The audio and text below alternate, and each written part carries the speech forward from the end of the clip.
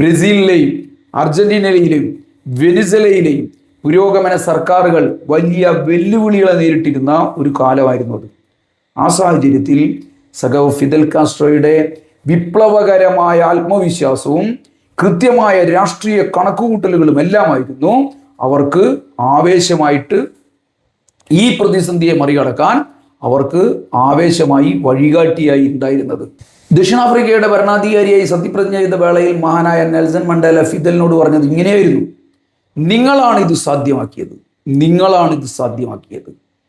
ഫിദലിൻ്റെ വിയോഗത്തെക്കുറിച്ച് Brazilian ജനകീയ നേതാവായ Joao പെൻഡ്രസ് ടെഡിലെ കുറിച്ചത് ഇങ്ങനെയായിരുന്നു: നമുക്ക് ഫിദലിനെ നഷ്ടപ്പെട്ടിരിക്കാം, എന്നാൽ മാതൃകകളുടെയും വീരഗാഥകളുടെയും അറിവിൻ്റെയും വലിയൊരു ചരിത്രമാണ് അദ്ദേഹം നമുക്ക് നൽകിയത്.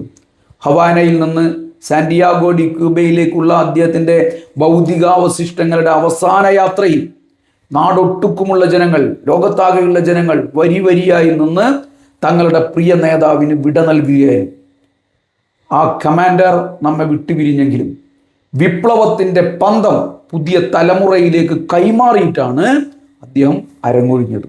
ഫിദൽ കാസ്ട്രോ എന്ന വ്യക്തി ഭൗതികമായി നമ്മെ വിട്ടുപിരിഞ്ഞെങ്കിലും അദ്ദേഹം കൊളുത്തിവെച്ച വിപ്ലവത്തിൻ്റെ കനലുകൾ ലോകമെമ്പാടുമുള്ള പാവപ്പെട്ട തൊഴിലാളികളുടെ നെഞ്ചിൽ എല്ലാ കാലത്തും എരിഞ്ഞു നിൽക്കും.